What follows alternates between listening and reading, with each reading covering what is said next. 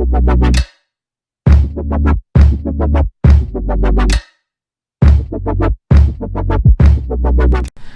up dude, balik lagi sama gue Blind Man Jack dan kali ini gue sama Ligwina Hananta. Hananto. Kalau nama suami gue loh. Ya, gue mikirnya karena orang Sunda jadi belakangnya tuh pasti Enggak kan lagi gue Jawa, gue Jawa padahal kan. Ya. Sebenarnya nama belakangnya Sastro Mijaya. Oh, waduh. Tapi nanti gue jadi Ligwina Sastra. Enggak gitu ya. Nobody ever laugh at that joke.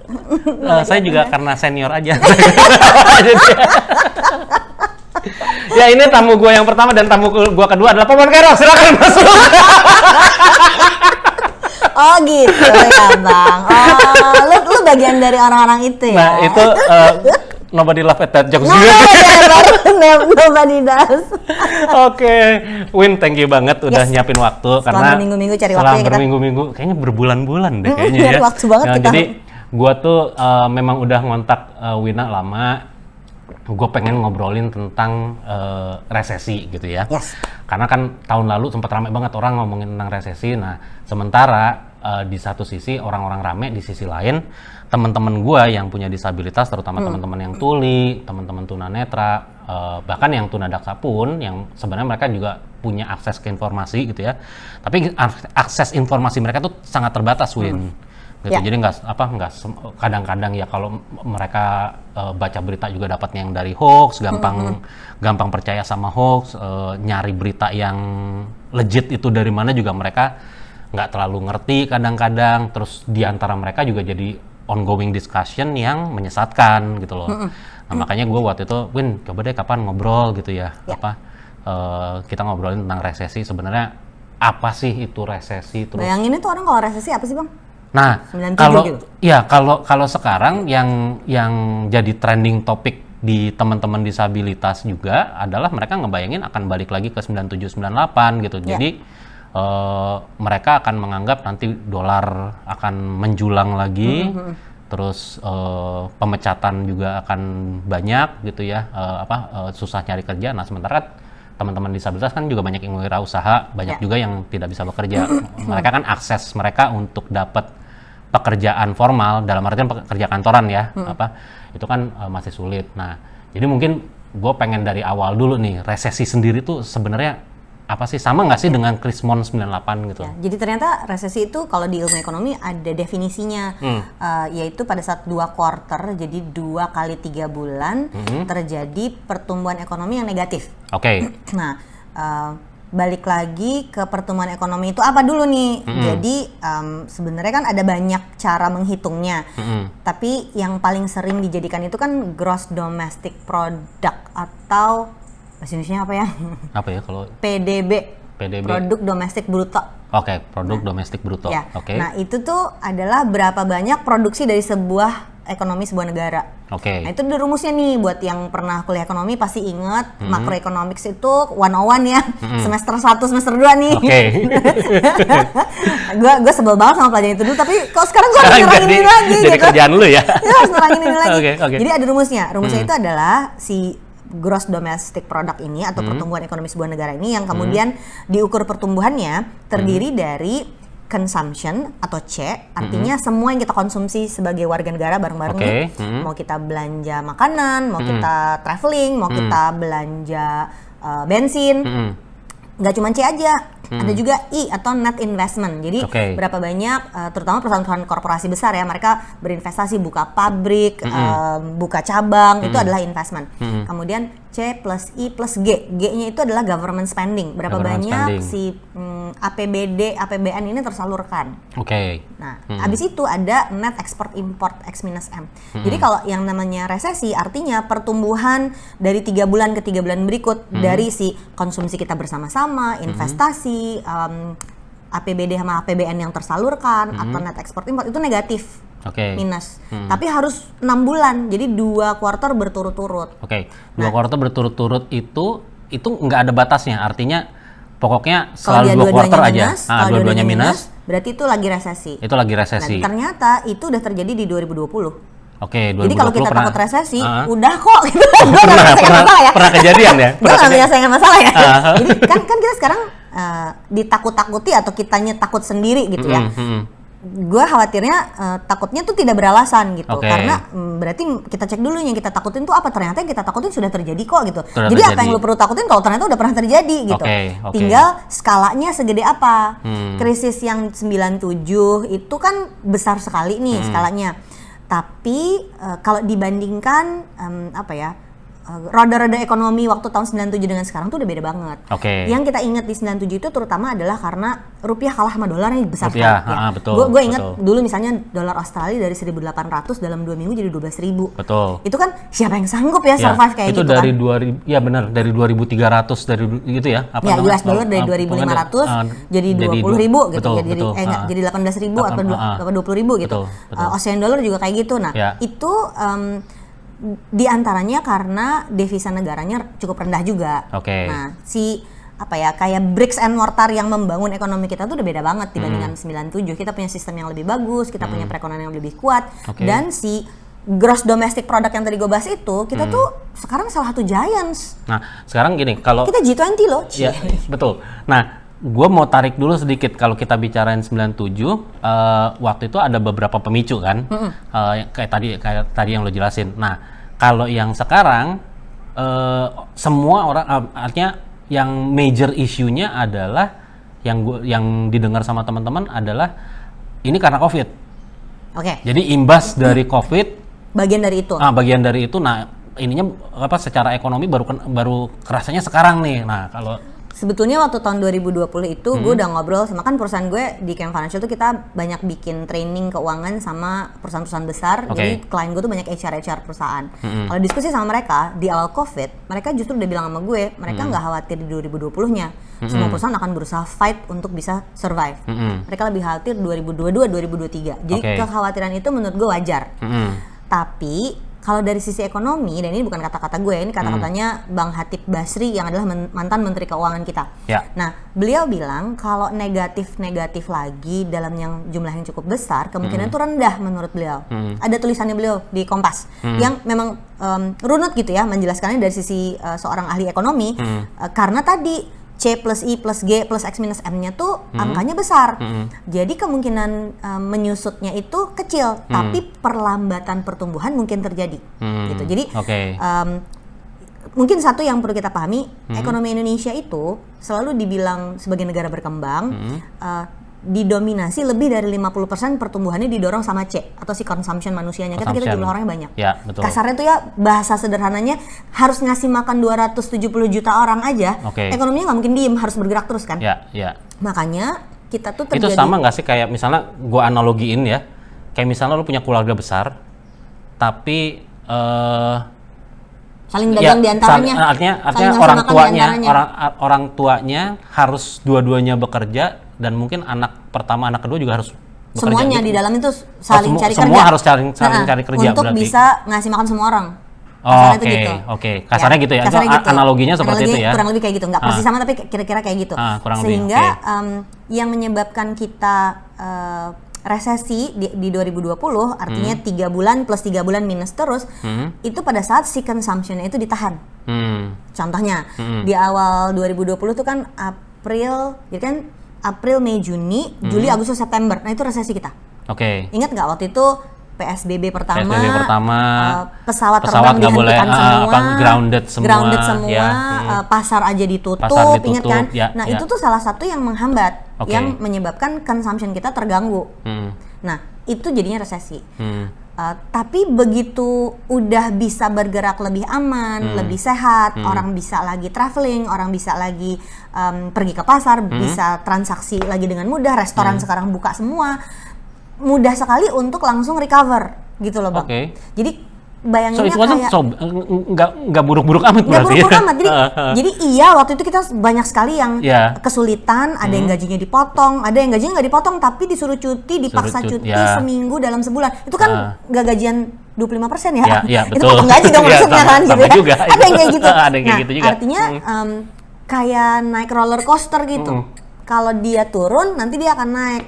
Berarti yang harus dipastikan untuk memastikan kita sejahtera terus bersama-sama, jangan lama-lama nyungsepnya, harus cepat langsung didorong naik lagi. Gitu. Oke.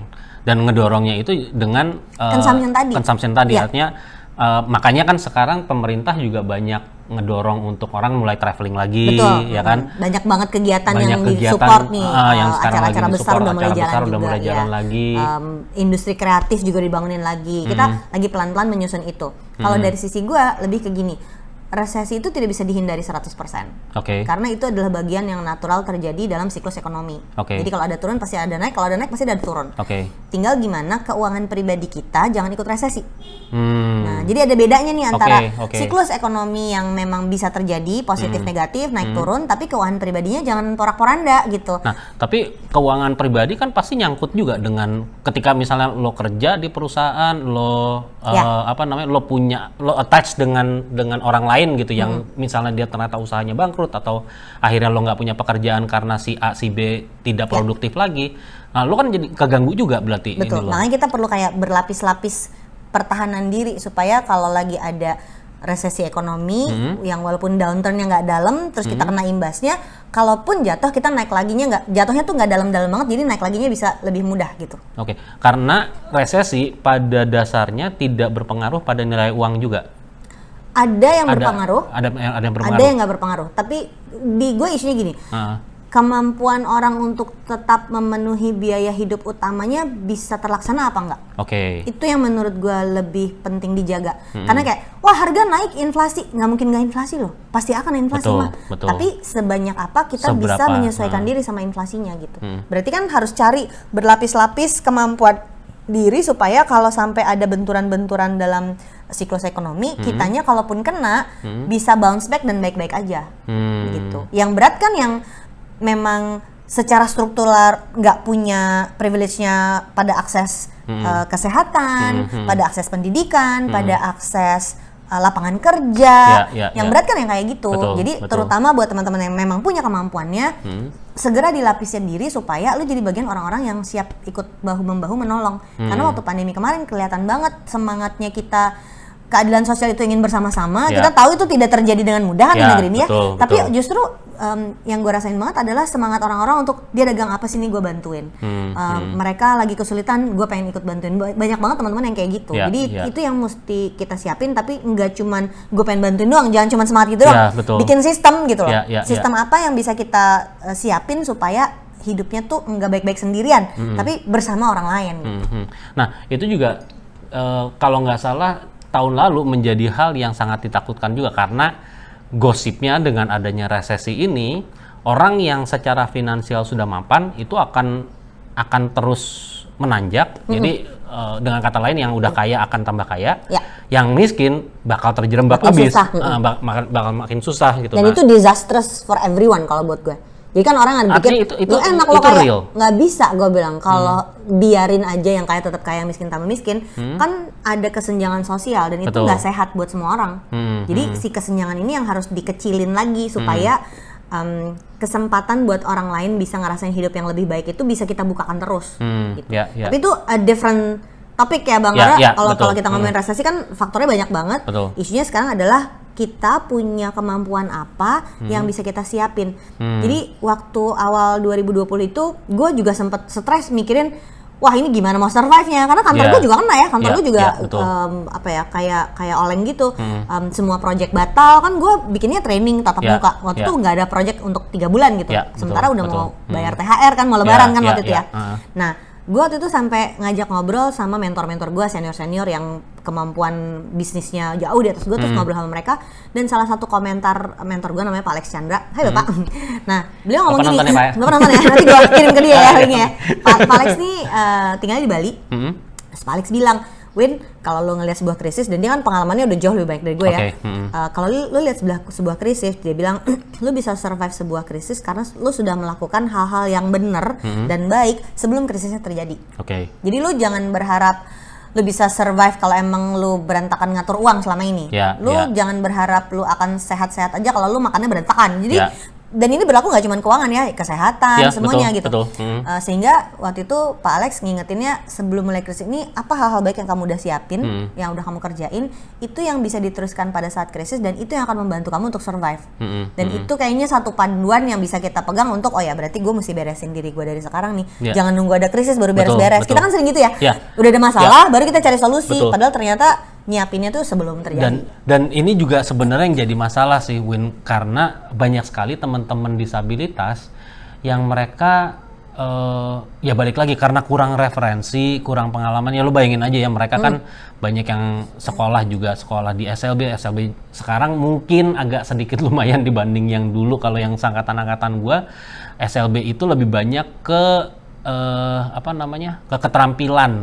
Keterampilan juga sebenarnya bukan life skill juga ya, kayak cuman nyanyi, cuman olahraga yang akhirnya tuh membuat mereka tuh nggak punya cukup modal dalam tanda kutip gitu kan untuk mengidentifikasi atau menganalisa ini bakal terjadi apa sih di hari esok mereka. Dan bahkan ketika udah kejadian pun mereka juga jadi bingung karena skill mereka tuh terbatas gitu loh. Nah ini yang gue sebenarnya dari pemerintah juga gue di satu sisi berharap banget untuk memperbaiki sistem pendidikan untuk teman-teman disabilitas sehingga mereka punya, yang angkatan berikutnya punya kemampuan untuk analisa, punya kemampuan untuk identifikasi lebih peka. Nah, tapi pertanyaan gue adalah kalau yang untuk yang seangkatan gue yang sekarang yang mereka tidak punya modal yang cukup, apa yang kira-kira mereka bisa kita mesti lakukan? bahas 2 skill yang pasti ini teman-teman juga bisa lihat. Orang-orang yang pada punya privilege dan bisa survive dari krisis ke krisis kayaknya baik-baik aja, itu punya 2 skill yang penting yang perlu kita nyontek. Ya. Yang pertama adalah kemampuan menghasilkan uang. Jadi cek nih, gue bisa apa, skillnya bisa dijual apa enggak. Dan hari gini kesempatannya tuh udah ada, tinggal jalur ke sana kan yang memang pasti ada kesulitan. Itu yang harus dibantu dibuka. Tapi yang kedua, yang kayaknya juga orang belum sadar adalah adaptif terhadap situasi. Karena ketika ini yang sebenarnya paling sulit ya, paling sulit dalam artian orang nggak sering tidak menyadari. Karena dia harus analisis kan, karena dia harus menyimak kan. Kalau ada kondisi A, saya kemampuannya ini, masih masuk nggak ya gitu. Padahal mungkin justru dia butuh skill, dia punya 2 skill misalnya, dia punya 2 skill. Skill yang A selama ini dipakai untuk menghasilkan uang. Begitu ada kejadian, nggak cepat tanggap untuk wah di kondisi ini skill A udah nggak bisa dipakai, gue harus switch ke skill yang B, cari opportunity yang lain gitu. Ini yang kayaknya tidak dimiliki sama banyak orang. Gak usah ngomongin yang punya disabilitas, yang kondisinya tidak disabilitas saja, kalau udah nyaman di satu kerjaan, udah dia mau itu aja. Lupa bahwa nggak ada yang aman 100% di dunia ini, nggak ada. Mau kerja jadi karyawan, mau punya bisnis sendiri, pasti akan ketemu macam-macam kondisi, dan saat amit-amit terjadi resesi yang cukup dalam siklus ekonomi, semua akan kena imbasnya kan. Jadi kalau lihat orang-orang yang punya privilege dan bisa survive dari satu krisis ke krisis berikutnya, 2 ini yang menurut gue yang harus kita nyontek dari mereka, yaitu kemampuan menghasilkan uangnya. Jadi dia punya skill apa aja, biasanya nggak satu, multiple skillnya. Dan yang kedua adalah adaptif. Dia benar-benar adaptability-nya tinggi karena dia bisa lihat kalau kondisinya gini gue nggak mungkin terus ini, gue mesti belok. Kalau kondisi gini gue mesti belok lagi gitu. Kayak orang lagi naik sepeda, mesti belok kiri, mesti belok kanan, mesti slow down. Nah, kayak gitu yang mesti dipelajari kalau menurut gue. Betul. Dan itu tuh sebenarnya bisa dicapai dengan teknik mentoring mungkin ya. Itu jadi penting karena untuk tahu orang lain tuh udah ngerjain apa. Jadi kan kalau lo tadi cerita kondisinya banyak yang punya disabilitas itu pergi ke sekolah tertentu yang akhirnya membuat dia kayak ada di dalam kekun kan, terlindungi di sekolah itu, nggak tahu yang di luar tuh ada apa. Berarti kan sebenarnya perlu ketemu sama lebih banyak orang, perlu networking, perlu dengar cerita gitu, supaya dia tahu oh ternyata di dunia luar tuh ada ini ya gitu. Gimana caranya biar gue bisa akses itu? Gitu. Ya karena itu jujur aja secara pribadi gue rasakan ya, karena gue juga mungkin bisa dibilang beruntung dalam artian gue dari gue nggak bilang gue dari keluarga yang mapan, tapi orang tua gue tuh mati-matian banget untuk menempatkan gue dulu, artinya pendidikan gue tuh sebaik mungkin. Jadi gue punya banyak referensi, akhirnya gue juga ketemu orang-orang yang lebih variatif daripada teman-teman yang mungkin selama ini hanya ada di SLB atau di panti, keterbatasan network hanya di panti gitu aja, hanya dengan orang-orang yang punya disabilitas yang sama. Lo bayangin aja gitu, ketika masuk ke satu panti ketemu seniornya yang lumpuh juga, terus dia nanya di sini kerjanya apa ya, cuman servis elektronik doang. Gue nggak bilang itu pekerjaan yang jelek ya, tapi kan nggak semua jadi orang cuma tahu opsinya itu doang. Artinya orang jadi tidak punya opsi gitu kan. Jadi dia akhirnya berpikir, sudah kalau gitu saya juga servis aja. Nah di tingkat pendidikan pun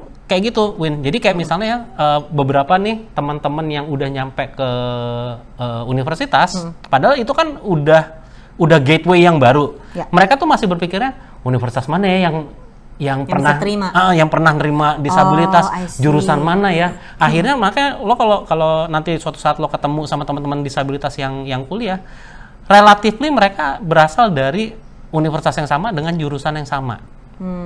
Gitu. Nah, makanya akhirnya melakukan hal yang sama. Akhirnya melakukan hal yang sama gitu loh. Makanya ketika terjadi hal-hal seperti ini, ketika terjadi entah itu resesi, krismon atau apapun, kemampuan mereka untuk bounce atau bahkan untuk banting setir itu sedikit sekali, sulit sekali. Padahal gini deh, satu skill ya yang sebenarnya dimiliki banyak tunanetra itu adalah, ini kalau kita cerita, ini makanya gue juga jadi stand up comedian, kalau kita cerita, kita tuh sangat ekspresif. Bahkan kita tuh sering mainin suara gitu. Jadi kayak misalnya gue punya teman tunanetra. Karena saat lo tidak bisa melihat, karena indera pendengaran lo lebih tajam. Dia lagi nyeritain nih, tadi si Pak ini sama ini berantem. Terus dia nanti nyeritain tuh pakai dua suara yang berbeda gitu, dan itu tuh seru gitu. Itu udah skill sendiri. Itu sebenarnya kan itu skill yang bisa dikembangin ya. Itu bisa jadi modal. Tapi teman-teman nggak sadar sekali lagi gitu bahwa itu adalah skill yang bisa dipakai. Satu, nggak sadar. Yang kedua, kalaupun dia sadar, dia nggak tahu mesti gue bawa kemana skill ini gitu loh. Ya, jadi akses ke opportunity-nya juga sebenarnya memang ada kesulitan. Tapi kalau gue melihat ya, dan ini buat semua orang sih, belajar merunutkan apa yang ada di pikiran itu jadi penting juga Bang. Karena kan lu bisa stand up comedy, lu bisa ngajar kemana-mana, lu bisa punya akses ke pekerjaan, pada saat ditanya apa, lu bisa jawab apa gitu kan. Nah itu kan belajar merunutkan pikiran. Jadi skill yang berikutnya lagi adalah, gue belajar itu dari menulis. Nah untuk bisa menyampaikan apa yang ada di kepala, karena kan scattered nih di kepala kita kan. Untuk itu bisa kita sampaikan kepada orang lain sehingga komunikasinya lebih bagus, sehingga bisa kenalan sama orang lain, sehingga kalau dapat pekerjaan dia bisa kerja sama si orang-orang di pekerjaannya. Ini ketika opportunity udah kebuka ya.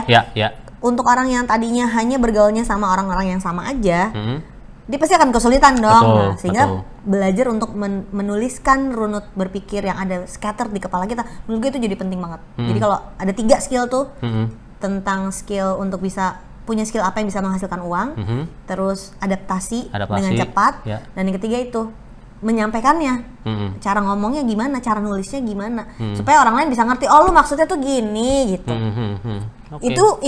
Itu jalan yang bisa membuka kesempatan kalau gue ngeliatnya kayak gitu. Karena ada teman-teman yang memang punya disabilitas, dia kayak nggak punya disabilitas aja gitu kalau gue ngeliatnya.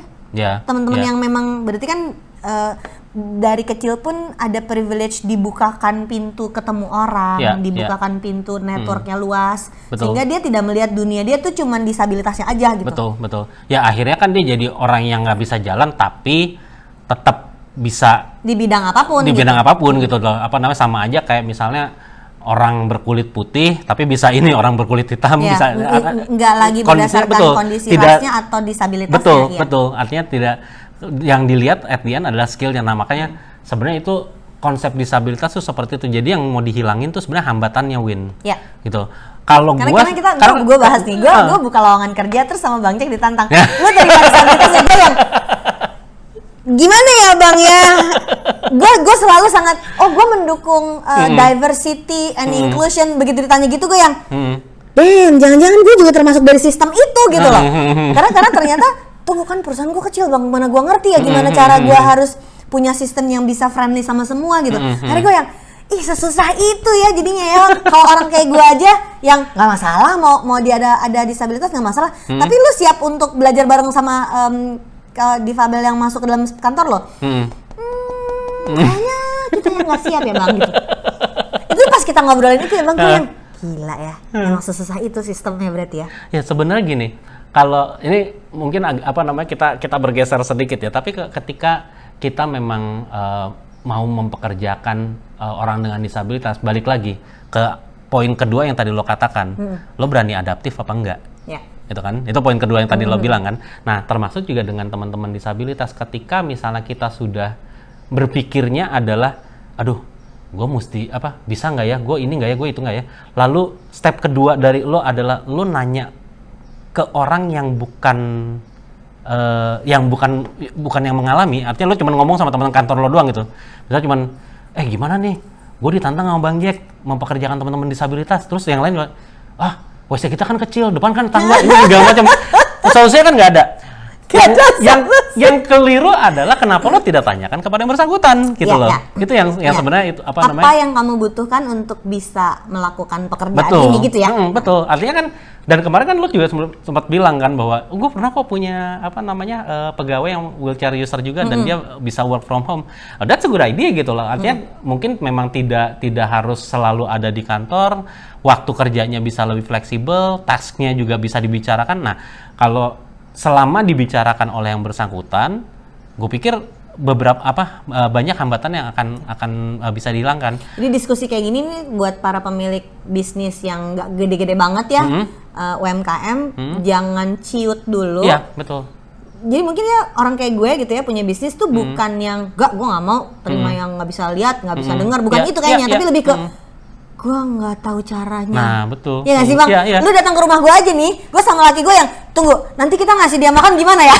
Nah, itu. Iya kan? Padahal kan thing. kita mesti tanya sama orangnya gitu, dia kebutuhannya apa gitu. Betul. That's the thing. Lo bayangin ya,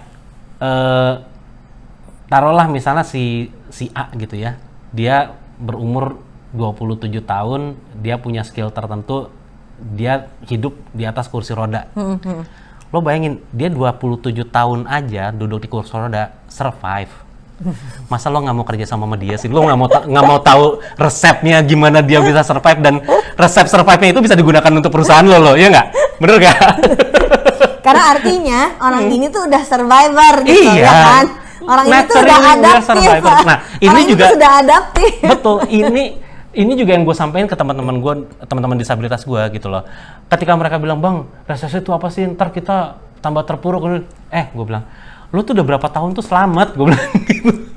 Udah sekian tahun tuh selamat gitu loh. Mau itu dari charity konsep, gitu, artinya entah itu dari dukungan orang atau lo struggle sendiri, kita tuh sebenarnya udah tahu caranya survive gitu. Nah, tinggal balik lagi tadi, lo mampu beradaptasi nggak dengan keadaan yang akan datang ini, dan lo bisa menganalisa nggak yang ada di depannya sebenarnya apa sih yang akan terjadi itu. Nanti mari bersama-sama membuka opportunity-nya kalau menurut gue ngeliat. Karena kalau dari situ soal skill memang ada yang butuh bantuan belajar skill baru, tapi banyak juga disabilitas yang udah punya skillnya tapi nggak ada opportunity-nya. Kayaknya itu yang paling berat itu sih. Betul. Jadinya lu punya keahlian tapi nggak bisa dipoles karena lu nggak pernah dapat kesempatannya untuk ngerasain kerjanya gitu. Makanya tadi gue bilang salah satunya sebenarnya jalan keluarnya adalah mentoring ya. Nah sekarang tuh kita emang lagi cari sistem mentoring untuk bisa bantu. Apakah dari perusahaan, dari individu, supaya ya itu tadi mentoring itu bisa terjadi. Jadi teman-teman, karena kan kalau mereka disuruh belajar dari teori lagi, kalau yang seumur-umuran gue ya, karena udah agak alot ya. Kalau disuruh belajar lagi, sulit C sama gitu. Dengan apa tadi G, Y sama dengan C plus I plus G plus X minus M. Kelar kan hidup lo kan, udah ganti channel yang lain. Tapi ya itulah. So ya. Mungkin pendek aja kita ngobrol ya Win ya. Gue juga tahu lo sibuk banget. Gue sih hanya berharap apa yang kita sampaikan di hari ini benar-benar bisa jadi bekal sama teman-teman, bisa bikin tenang juga mungkin bahwa it's not that bad gitu ya. Dan jangan terlalu takut sama resesi, udah ya. udah kejadian. Udah pernah kejadian dan kita dan baik-baik aja survive baik-baik aja gitu, dan kayaknya resesi itu diperlukan juga nggak sih sebenarnya? It's a natural cycle of the economy, jadi nggak mungkin nggak terjadi. Pasti ada muter terus ya. Jadi ya udah tinggal gimana tadi. Tapi kalau sampai terjadi, disiapin nextnya punya apa? Itu yang menurut gue paling susah, dan berarti abis itu kan ngatur keuangan dengan baik itu mau tidak mau harus dilakukan. Sebelum sampai ke situ, menghasilkan uang dulu. Makanya obrolan kita tadi gue nggak ngasih tips ngatur uang gimana-gimana, karena menurut gue isunya kalau yang disabilitas harus ke menghasilkan uangnya dulu, membuka lapangan pekerjaannya dulu. Tanpa itu kita nggak bisa ngatur uangnya. Ya betul. Apa yang mau diatur? Pemasukannya aja nggak ada. Sulit Kak. Benar gitu. Oke, Win, thank you banget ya. Thank you banget. Teman-teman boleh komen di bawah juga kalau yang masih takut sama resesi.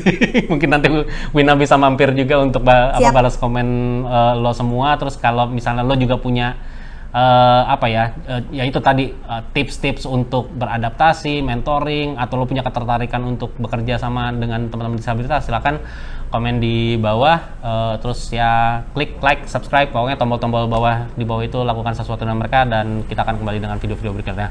Bye-bye.